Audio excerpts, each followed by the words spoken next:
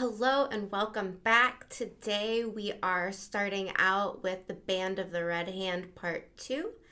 This will be mostly spoiler free, but when we get into spoiler territory, you will be notified and you can head out after that. So we're going to focus mostly on history and lore and our own historical influences in our world.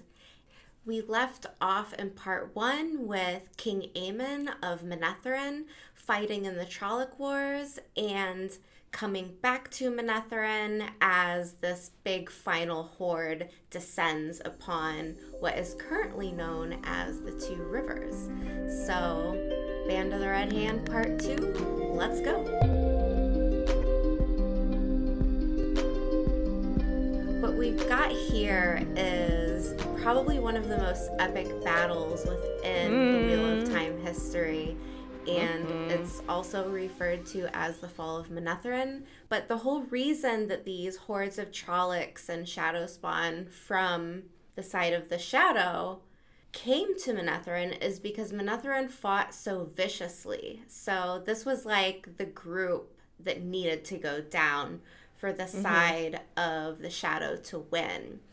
And we've got King Aemon, who is married to his wife, Queen Eldrine. And not only are they husband and wife and king and queen, they are also trained Aes Sedai and her bonded warder. And the king would actually use his wife's name, Eldrine, as a battle cry. And it's said that from even all the way within the city, she could hear the men out on the field screaming her name. It's one of the better love story / legends in the series. It is so heart-wrenching, even though it's like just a sliver of what's in the novels. It it punches in the gut as it goes along. And it's not just that the king loved his wife, the queen, the people loved her too. Like, they were a beloved couple of the people. And what was it like? There was like flowers would grow as she would walk past like grass and whatnot, which I mean, I believe she was Aes Sedai. They can do stuff like that. So I love this story and the legend of it. Yeah, she's almost going into like Disney princess territory with how these stories are spoken about her. And it's stories, but that's the thing, like they get built up after time. So I'm sure she was beloved by the people of Manetheren, but after ages and ages, how much of it gets, exaggerated Romanticized. maybe and romanticized. But she was a wonderful person from everything that we know about her. We go back to King Aemon, and at this point he is in Manetheren, outnumbered 10-1, and he's starting to realize that he needs help. So he sends out for reinforcements from the 10 great nations and Tar Valon, pleading for reinforcements. And if you want more of a background on that, go watch our Manetheren bonus content episode on YouTube. That will give you more of a background story on this certain plot point. So King Aemon is regarded as this brilliant military tactician and a strategist, and he's this powerful leader and a gambler, and his army is known to turn the tide wherever they show up to fight. So he's waiting for 10 days for these reinforcements, and he realizes nobody's coming. So he's got maybe one ace up his sleeve, maybe a couple, and the Band of the Red Hand is one of them. And if we look at the battle statistics for this battle, the side of the Shadow has 600,000 Trolloc infantry troops. 600,000. That is the population of Seattle, maybe just a little under. It's wild. That's massive. Yeah. They've got 600,000 Trolloc army infantry troops, I guess. and then 100,000 Trolloc archers, which to me that's hilarious. I don't see Trollocs shooting bows and arrows, but we'll go with it. We'll go with it. I'm just picturing Trolloc training time with archers. Oh, it's such a mess. It's such a mess. Okay, continue. That's barely plausible. And we've got Okay. 7,000 Murtrol as commanders. So these are the mushers, like forcing the Trollocs forward and doing their... So do they have control of roughly 100,000 Trollocs apiece? Is my math super wrong? Does that seem about right? That's what I would guess, just about. Dang! There's also 700 dark friends, so regular human soldiers. And then there are between 15 to 10 dreadlords. So these are the channelers fighting for the side of the shadow. And then thousands of ravens using their dark friends locator. I don't know how they do it, but they're basically... I see you. Yeah, they're basically like reconnaissance spies. So they have that going for them. Raven reconnaissance. Yeah. It just goes so well together. I love it. If we look at the battle stats for King Aemon and Manetheren, they have 60,000 infantrymen, 10,000 archers, 5,000 cavalry troops, and this is represented by King Aemon's Heart Guard, is what he calls them.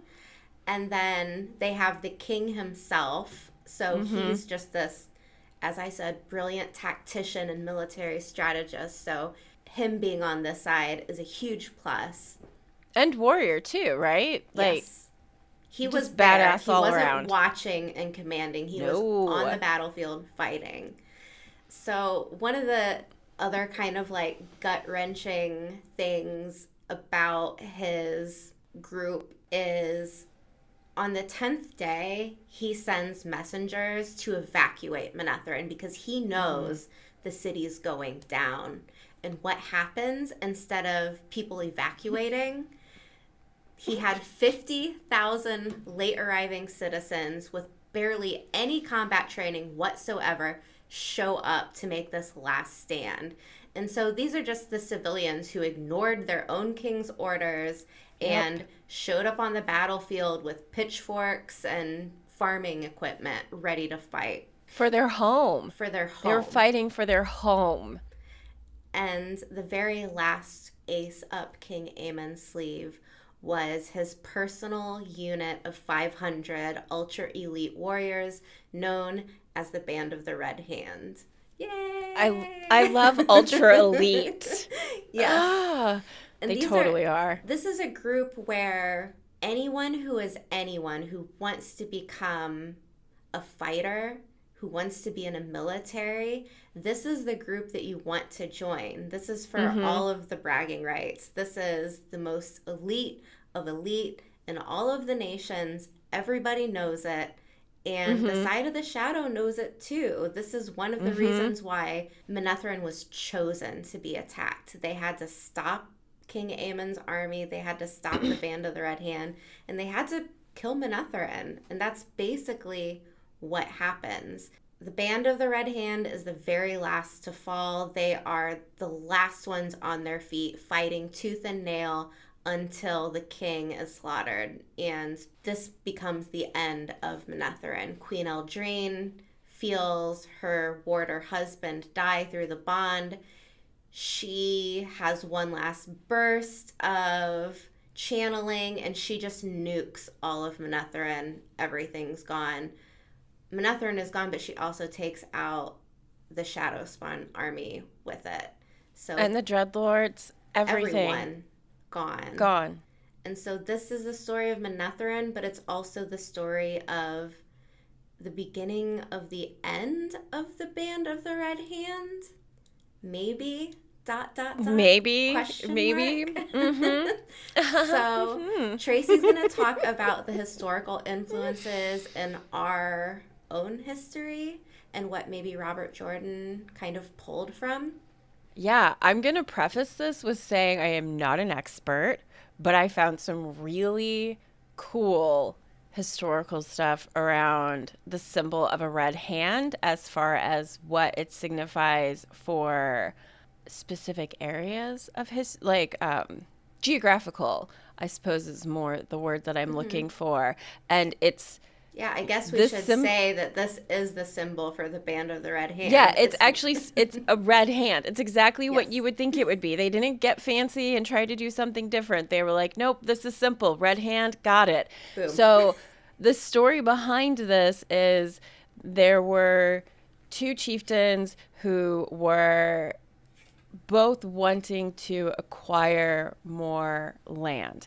And it was determined that they would have a race for it in their boats because they're like on one isle, this is on another isle, and their shaman is like whoever, or chieftain shaman, I think is how it was referred in what I was reading, was like whoever touches the isle first wins. Owns it. And yeah, you get to have that island. And one of the chieftains, the last name is O'Neill. At least that's how it's been brought down through history. Yeah. He realized he was losing and cut off his own hand and threw it at the island like, "Hey, I touched this before you did. Ha ha." Na, na, na, And na, na. right? I mean, damn. So these two battling chieftains and then the head one, they all get there.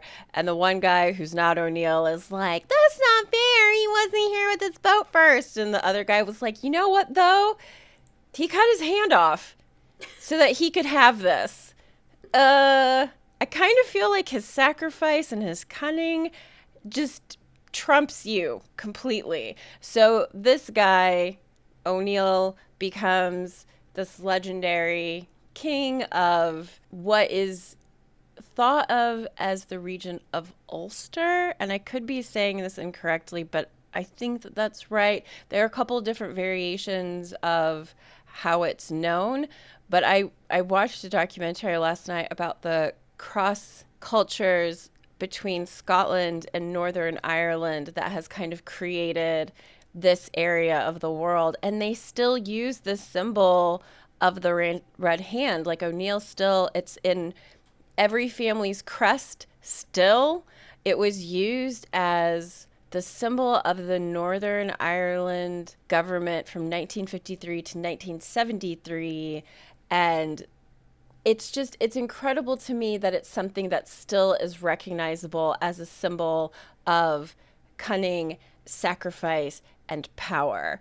And what I really like about some of the symbols is that they have like blood kind of like dripping, like little droplets of blood from the severed hand. So when you talk about cunning and sacrifice, like these are the things and these are the adjectives that I think of when we talk about the Band of the Red Hand. I mean, young men leaving their families, going off to war, going off to fight. But cunning, especially. You have to be intelligent to fight to win. There is an attachment of knights to O'Neill, I believe, or at least to this clan known as the Red Branch Knights.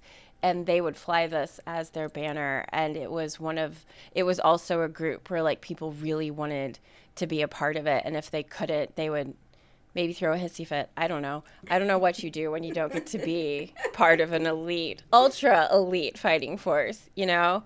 So I like the crossover and the idea of it being a rescuing force, but also one that's like totally willing to throw itself into the heat of battle for what the cause means to them. So that's the quick little bit of history that I found.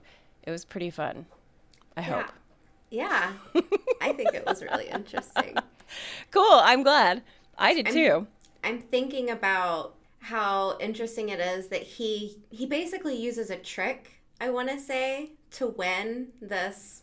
How do I say that? Okay, we'll get into this for the spoilers, I guess. That would be probably best. Yeah.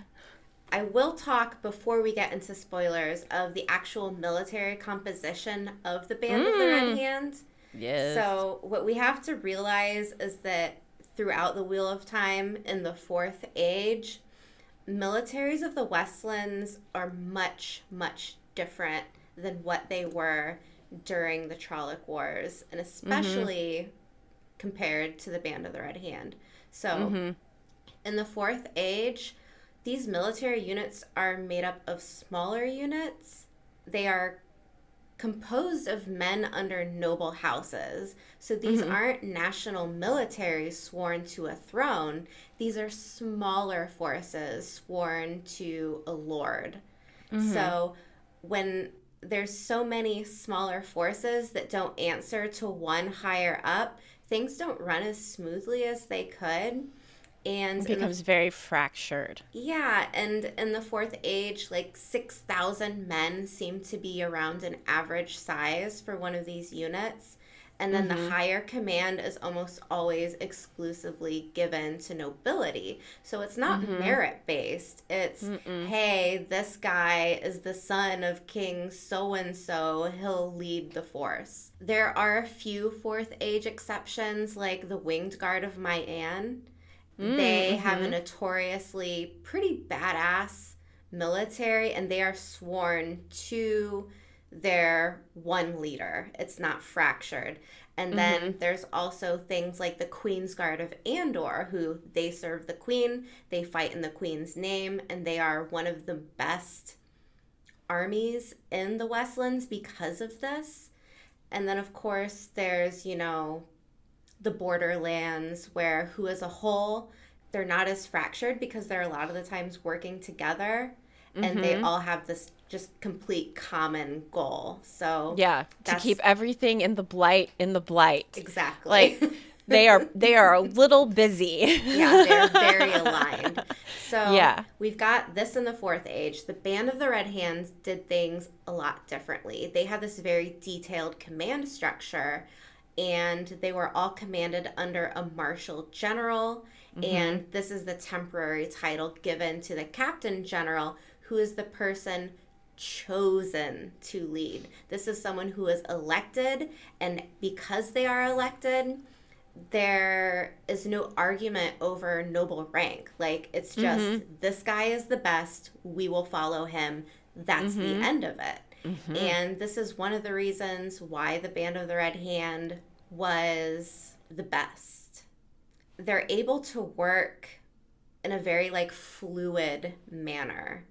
When you're outnumbered 10-1, they would do a lot of maneuvers where it was almost like, in some instances, more like guerrilla tactics, where they would strike fast with a small amount, strike hard, retreat, and get out. So they were in, out, did their job, and they did a lot of damage. So unless you had anything to add, we could go into spoilers. I don't really think that I do. I've kind of made notes for things that I wanted to talk about in the spoiler section. Yeah. So okay. I think I'm good to move forward. Cool. Yay! So I guess spoiler time. The band gets back together. Fourth Age comes, and they all unite under the lovable scamp Matt Cawthon.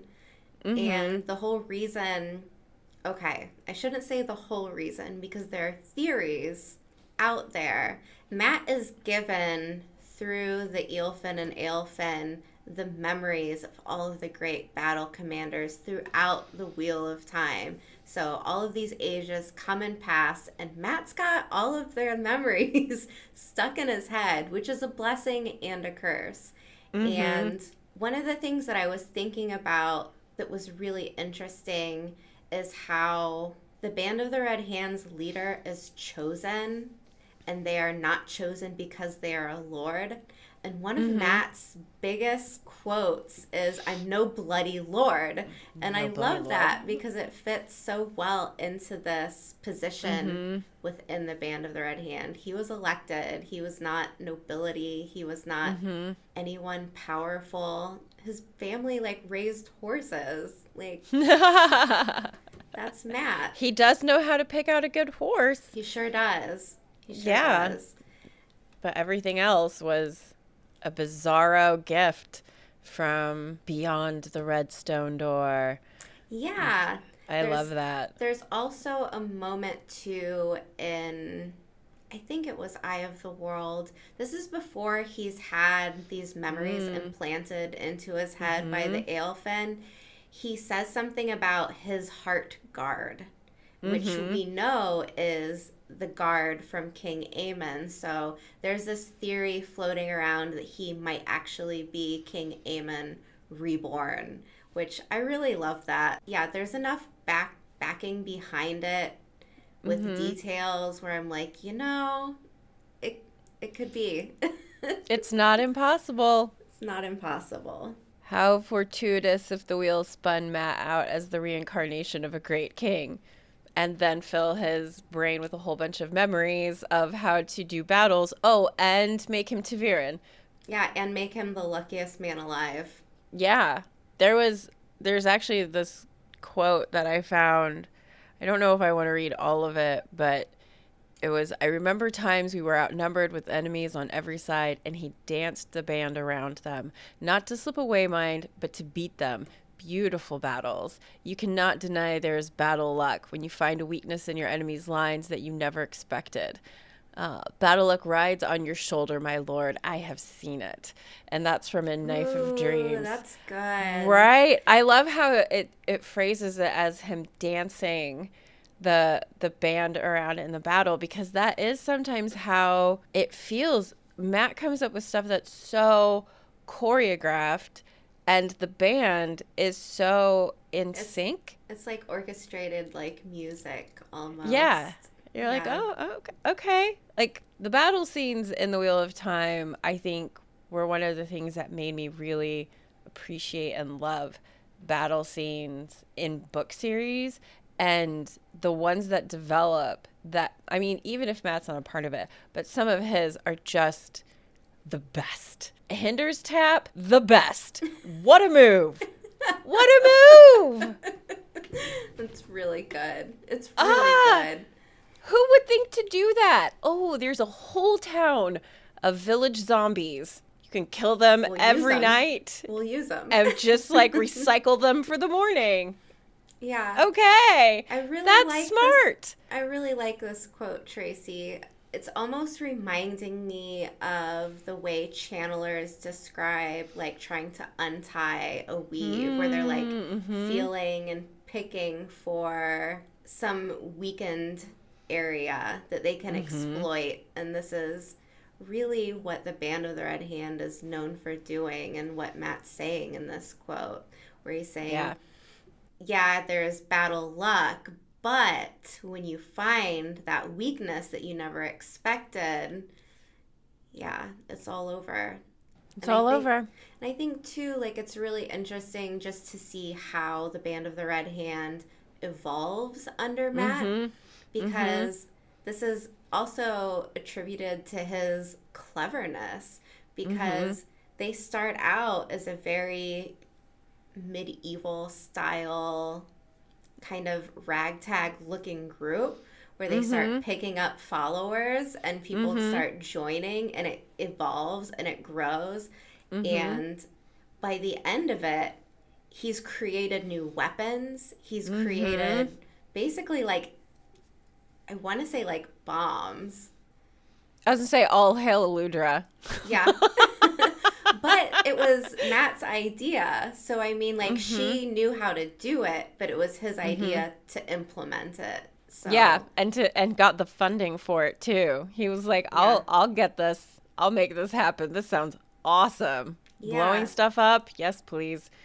I think Matt's even the one who comments, like, on how warfare has changed because of what has happened through the band and how they've been fighting, especially, like, as you move forward in the series. Like there's a last battle moment where they've got the dragons inside like a cave to hide, and they like move them as they need them. And I mean, that's brilliant. Aren't they using gateways too? Yeah. So cool. Yeah. It's what makes mostly all of these last battle chapters in the last book.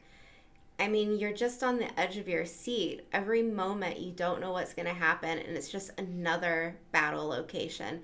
And you're like switching from one to the next, and Matt's there like this madman maestro, just like directing this whole. You go there, you do this, you do that. Yeah, exactly. It's just he it's sees really it cool.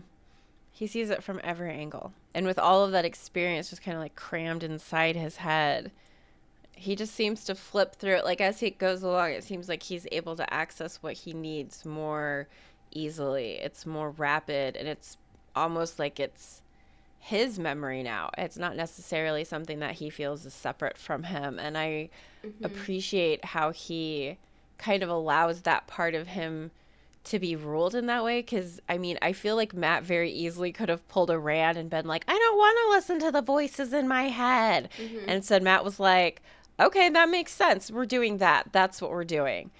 And I love that. He does separate from the band on some occasions. And what I love is when he comes back, yes, it is like men welcoming their leader back in, but it's also like someone they love and respect. So it's not just like, oh, hey, like our military leader is back. It's like, we love him. He's back. Our friend, our leader. They have a song for him. They sing about him. And it's really cool. He's got all kinds of men from different nations. And they've just amassed under him. And he's keeping the band alive into the Fourth Age. And without the Band of the Red Hand, I don't think that the Wheel of Time could end up where it does and winning. I don't foresee that. Even with Matt as a brilliant leader, the Band of the Red Hand is just too important. Yeah, it really, they come to the last battle as one of the few really cohesive fighting units. Like so many of the drawbacks of the last battle is like everyone's kind of now forced together. They haven't had an opportunity to work with each other, to trust each other. But the Band of the Red Hand has been together for a while. Matt's reputation is like solid it's across all of the Westlands at this point. And so like even if people aren't necessarily ready to listen to a military leader who's not from their own nation, they're much more willing to accept orders from Matt, who's become this legendary battle leader. So I feel as though there's this build up for Matt of being this like, I don't want to be responsible for anything, and I just want to go back and gamble and blah, blah, blah. Like for him to go from that to this like, and I mean, not that he's like elevated. I realize like I'm lifting my hands like, oh, but he's not that. He's still kind of a jerk. But he's humble in a way. Yeah, he's got this cool group of dudes who see him for who he is, and I think he's just a great leader for this battle group, and I love it. I love how it starts. I love that it's him trying to run away and instead like running down and being like, you guys are going to die. Do this thing. And then these guys start following. And then the next thing you know, Rand's like, well, Matt, can't let you go now. Look what you can do. Sorry. So here are these guys, and there are lots more coming your way. Have fun with that. One of the things that I wanted to mention that actually kind of touches on the history part that we talked about earlier that does connect to Matt in a way is how O'Neill cut off his own hand. Like he sacrificed his hand so that he could have the thing. Exactly. Yep. So poor Matt, he sacrifices body parts. Yep. There's power in that, apparently. Should we end it there? I'm happy with ending it there. Okay, thanks for watching. Be sure to subscribe if you like this. We'll be doing more videos like this on nations, background, history, lore, characters, you name it. And we'll see you next time.